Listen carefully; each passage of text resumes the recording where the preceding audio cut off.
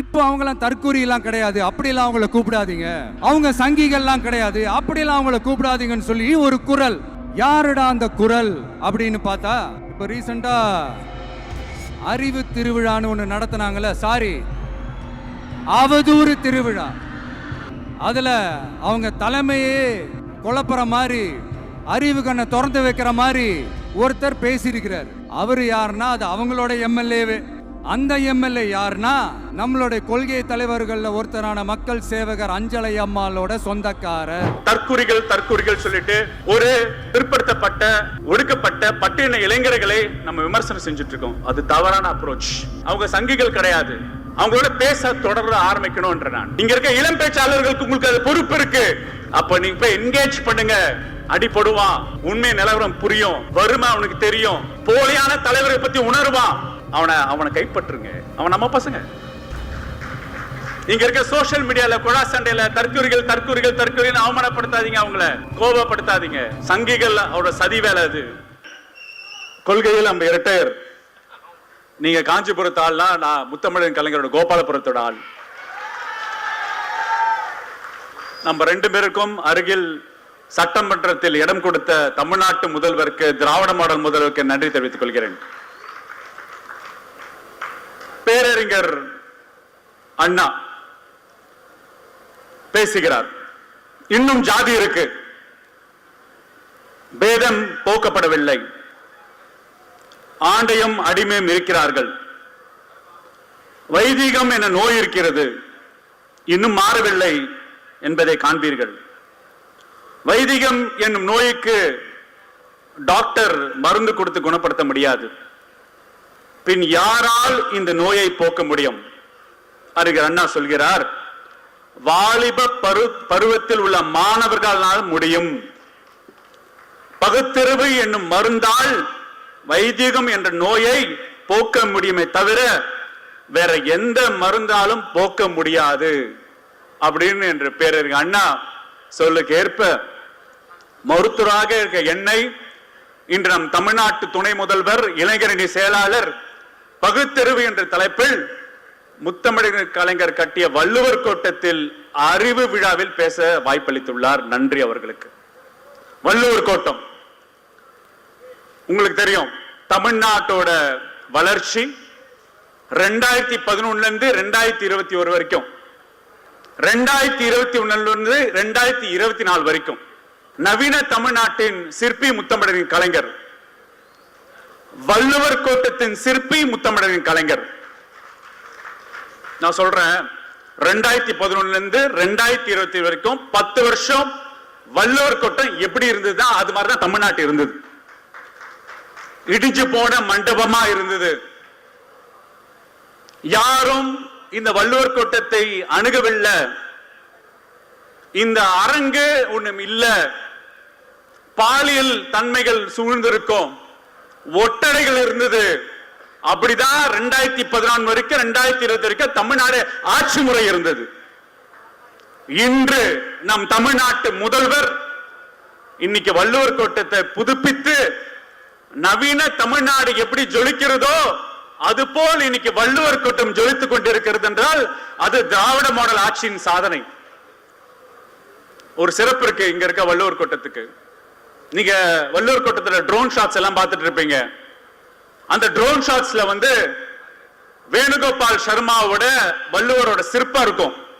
மேல நீங்க பார்த்திருப்பீங்க. அந்த சிற்பத்துல, வேணுகோபால் சர்மாவோட சிற்பத்துல அவர் கையில திருக்குறள் இருக்கும். அந்த திருக்குறள் இங்க பாத்தீங்கன்னா அதுல பெரிய குறள்கள் எது இருக்காது. சில நேரத்துல அந்த குறள்ல முதல் குறள் இருக்கும். ஆனா வள்ளுவர் கோட்டத்தில் இருக்க திருக்குறள் நீங்க மேல போய் பாருங்க. எப்பொருள் யாரால் வாய்க்கப்பினும் அப்பொருள் மெய்ப்பொருள் காண்பதறிவென்று தந்தை பெரியாரோட பிடித்த குறள் வள்ளுவர் கோட்ட குறள் இருக்கும். அங்கதான் பகுத்தறிவு, அங்கதான் பகுத்தறிவு. தப்பி தவறி 2021 ஆட்சி நம்ம பிடிக்காம போயிருந்தா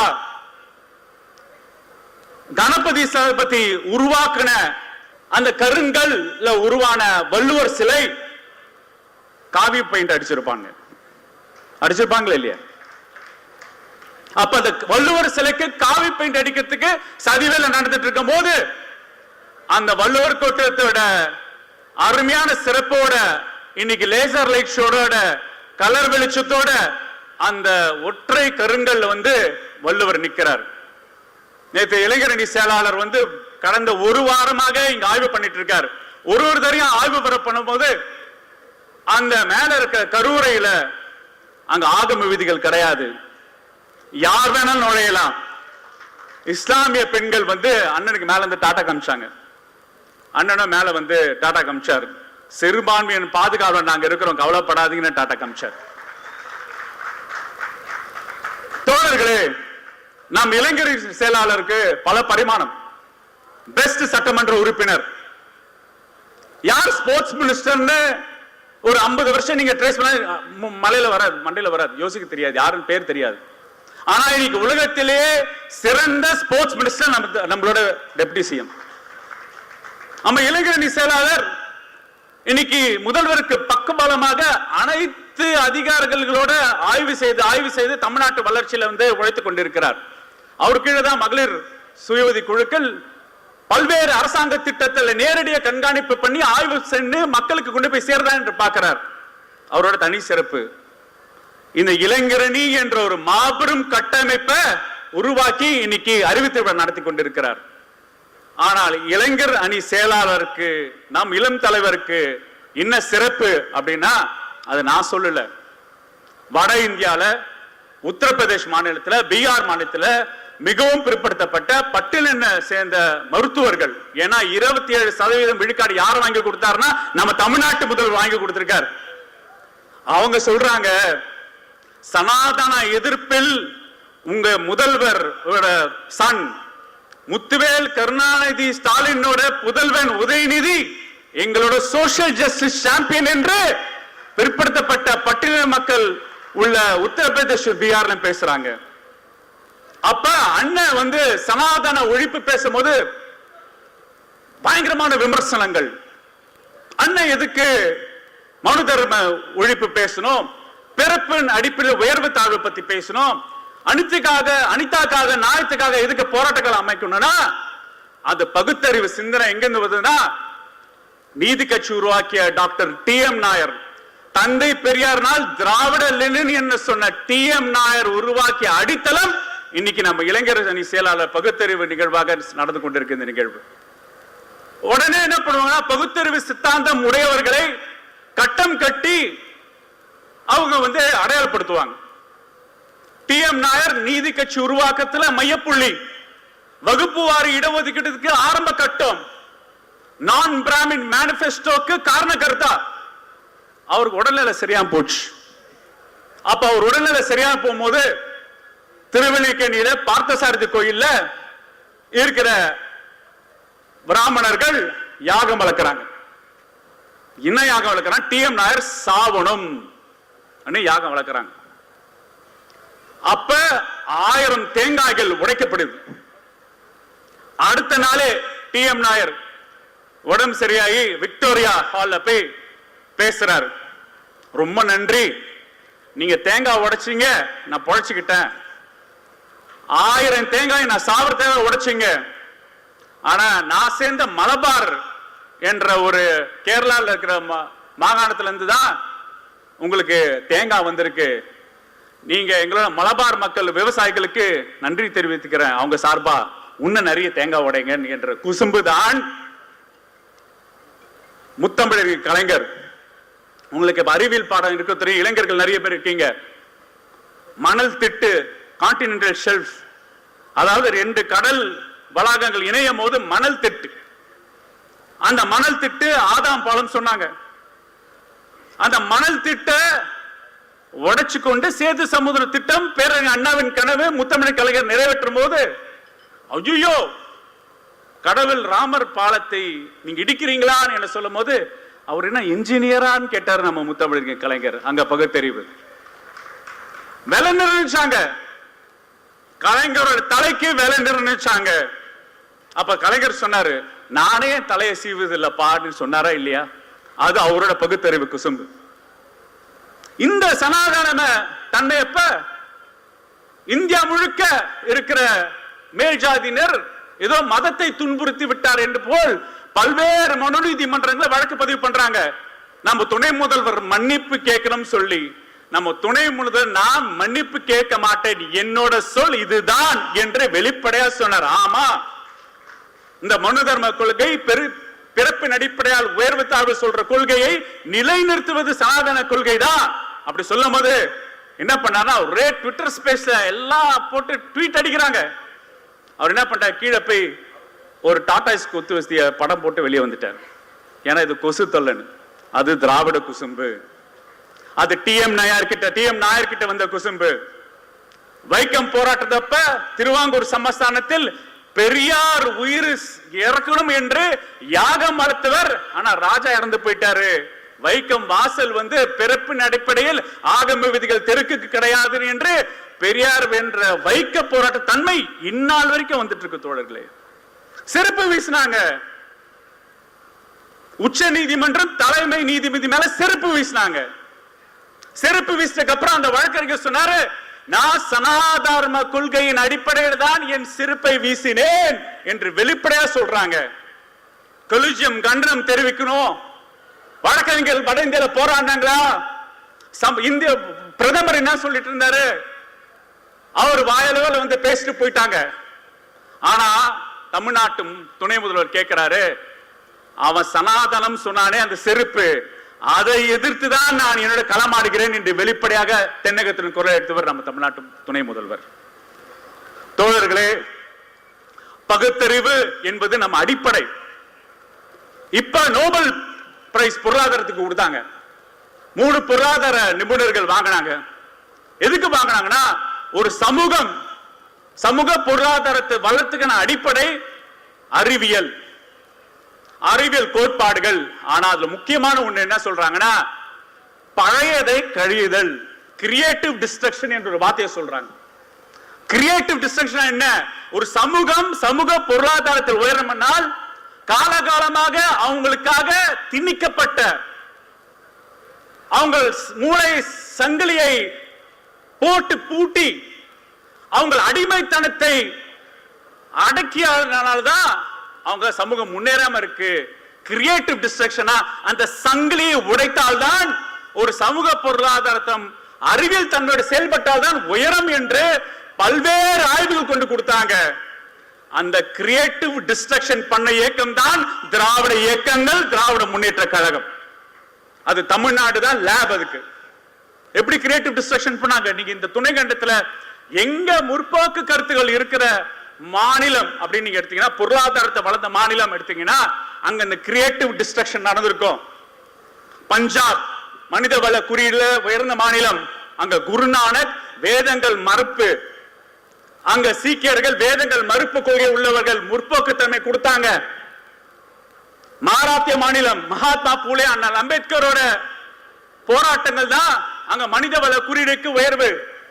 கேரளால நாராயணகுரு, தமிழ்நாட்டில் தந்தை பெரியார். அவர் நடத்துற மாபெரும் சமூக போராட்டம் பகுத்தறிவு அடிப்படையில தான். ஆனா இப்ப அந்த மூமெண்ட்ல எங்க இருக்குன்னு கேட்கிறேன். அப்பதான் திமுகவோட பகுத்தறிவு சிந்தனை எவ்வளவு முக்கியம் என்று உங்களுக்கு புரியும். தெலுங்கு சுயமரியாதைக்காக உருவாக்குனதுதான் தெலுங்கு தேசம். என்.டி. ராமராவ் அவர்கள் தெலுங்கரோட சுயமரியாதை காங்கிரஸ் பேரியக்கம் கவனிக்கல. ஆனால் சரி கட்சி ஆரம்பிச்சு வந்தாரு. ஆனா கட்சிக்கு ஓட்டு கேட்கும் போது, சுயமரியாதை தெலுங்கு மொழிக்காக ஓட்டு கேட்கும் போது அவர் கிருஷ்ணராவ ராமராவ் வேஷம் போட்டு தான் ஓட்டு கேட்க முடிஞ்சது. ஆனா நம்ம பகுத்தறிவு பேசி நம்ம ஓட்டு கேட்டுட்டு இருக்கோம். அது யோசிங்க. மராத்தி மாநிலம் மொழிக்காக போராடினாங்க. சிவசேனா மராத்தி மொழிக்காக பேசினாங்க. கடைசியில இந்துத்துவ கொள்கையை உள்வாங்கி இஸ்லாமிய எதிர்ப்புக்கு போய் இன்னைக்கு பாஜக கூட்டணி சேர்ந்து பிரிந்து இப்ப தோல்வி நிலையில இருக்காங்க. ஆனா மொழி இந்தி எதிர்ப்பு, இந்தி திணிப்பு எதிர்ப்பு, மொழியை பாதுகாக்கிறது அடிப்படை என்னன்னா பகுத்தறிவு பாதையில நம்ம செயல்பட்டனால்தான் இன்னைக்கு நம்ம வெற்றி பெற்றுட்டு இருக்கோம். மாநில உரிமைகளுக்காக பல்வேறு மாநிலங்கள் பேசலாம்.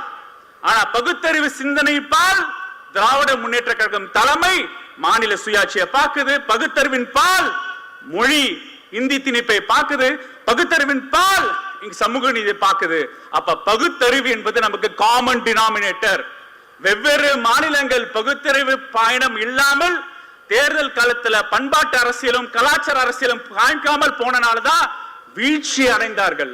ஏன் அண்ணல் அம்பேத்கர் ஆரம்பித்த ரிப்பப்ளிகன் பார்ட்டி இன்னைக்கு பாஜக கூட்டணியிலே சேர்ந்து அழிந்து போன கதையை நம்ம பார்த்திருக்கோமா இல்லையா?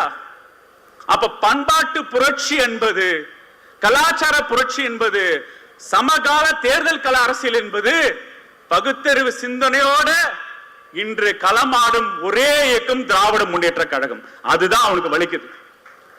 நம்ம ஏன் தேசிய கல்விக் கொள்கையை எதிர்க்கிறோம்? மும்மொழி கொள்கையை திணிக்குதுன்னு சொல்றாங்க. இதுக்கு முன்னாடி நாடாளுமன்ற உறுப்பினர்கள் சொல்லிட்டு போனாங்களே, பிஎம்சி பள்ளிக்கூடத்துல பாஜக எம்பி வந்து பசங்களுக்கு, அவங்க பசங்க ஹார்வர்ட்ல படிக்கலாம், ஆக்ஸ்போர்ட்ல படிக்கலாம் அந்த எம்பியோட பசங்க. ஆனா பிஎம்சி பள்ளிக்கூடத்துல படிக்கிற பிற்படுத்தப்பட்ட பட்டியல் மக்கள் என்ன சொல்றாங்கன்னா, நிலாவுக்கு போனது ஆம்ஸ்டாங் கிடையாது, அனுமான் அப்படி சொல்றாங்க. சயின்ஸ் காங்கிரஸ் நடக்குது. உலகத்திற்கு நோபல் பரிசு பெற்ற பல்வேறு அறிஞர்கள் வந்து பிரசன்ட் பண்றாங்க. அங்க போய் நம்ம மோடி அவர்கள் மானத்தை வாங்குறாரு. என்ன மானத்தை வாங்குறாருன்னா, பிள்ளையார் வந்து குளோனிங்ல பிறந்தவர், கௌரவர்கள் 1000 பேர் எல்லாமே test tube baby, Albert Einstein சொன்ன லா தப்பு, நியூட்டன் சொன்ன லா தப்பு, நாங்க கிராவிடேஷனல் வேவ்ஸ் கிடையாது, நாங்க மோடி வேவ்ஸ்னு கேஸ் பிரசன்ட் பண்றாங்க. எங்க அறிவியல் விஞ்ஞானிகள் வந்த இன்டர்நேஷனல் இந்தியன் சயின்ஸ் காங்கிரஸ்ல இந்த கூத்து நிறைவேற்றிட்டு இருக்கு. அதை பார்த்துதான் நோபல் பிரைஸ் வாங்கின வெங்கடராமகிருஷ்ணன் அறிவியல் காங்கிரஸ் சர்க்கஸ் சொல்றாரு. இப்ப தேசிய கல்விக்குள்ள அண்ணன் வந்திருக்காங்க, பள்ளிக்கல்வித்துறை அமைச்சர் வந்திருக்காங்க, தெரியும். இப்ப நேஷனல் ரிசர்ச் ஃபவுண்டேஷன் உருவாக்கி எதெல்லாம் வேதங்கள் அடிப்படையில பொய்யும் புரட்டலும் உள்ள இந்த மாட்டு மூத்திரம் கோமிய மூத்திரத்துல ஆய்வு பண்ணாங்களோ அவங்களுக்கு பல கோடி நிதி ஒதுக்கீடு. ஆனா உண்மையே அறிவியல் தாய்மையோட செயல்பாட்டாளுக்கு நிதி ஒதுக்கீடு பண்ண மாட்டாங்க. அப்ப அதை தட்டி கேட்கணும்னா நமக்கு பகுத்தறிவு இன்றியமையாத சூழல் இருக்கு. தோழர்களே, வறுமை, முதுமை, உடல்நிலை குறைபாடு, இது எல்லாமே ஒரு கொள்கை சிறந்த ஆளுமைகளை வந்து தளர்ந்தடை செய்யும். இங்க நம்ம தமிழ்நாட்டு துணை முதல்வர் நம்ம இளைஞரணி செயலர் என்ன பண்ணிருக்காருன்னா, பல்வேறு சிறு இயக்கங்களோட ஒருங்கிணைந்து இன்னைக்கு ஒரு அன்பகம் வந்து ஒரு தளம் அமைச்சிருக்காங்க. அன்பகம் வந்து ஒரு திராவிடியன் ஈகோ சிஸ்டம் தளம் அமைச்சிருக்காங்க. வாங்க இந்த தளத்துல பகுத்தறிவு கருத்துக்களை பேசுங்க, அறிவியல் விழிப்புணர்வு கருத்துக்களை பேசுங்க, இளைஞர்களை மாநில உரிமைகள் பேசுங்க, மாநில சுயாட்சி பேசுங்க. தளம் நான் அமைச்சு கொடுக்கிறேன் என்ற பெரிய தளத்தை உருவாக்கி இருக்கிறார். அதன் வெளிப்பாடுதான் இன்னைக்கு கருத்தரங்கம், புத்தக கண்காட்சி, அதுக்கப்புறம் நம்ம இருவர்ண காலத்தின் நிறம் இருவர்ணம் கருப்பு சிவப்போட நூல். அப்ப நம்ம வந்து சரியான காலகட்டத்தில் இருக்கோம். என்ன காலகட்டத்தில் இருக்கோம்னா, நான் இளைஞர்கள் பார்த்து கேட்கிறேன், நம்ம வந்து ஒரே ஒரு அறுவரையோட தற்குறிகள் சொல்லிட்டு ஒரு பிற்படுத்தப்பட்ட ஒடுக்கப்பட்ட பட்டின இளைஞர்களை நம்ம விமர்சனம் செஞ்சுட்டு இருக்கோம். அது தவறான அப்ரோச். நம்ம அவங்க கிட்ட பேசல, நம்ம கிட்ட பேசாம போறது நம்மளோட தப்பு. நம்மளோட கல்லூரி ஆசிரியர்கள் பேசல, நம்மளோட பள்ளிக்கூட ஆசிரியர்கள் சமூக நீதி அரசியல் அவங்களுக்கு சொல்லி கொடுக்கல, நம்ம பேசல. ஏன்னா அவன் மொழி நமக்கு தெரியல.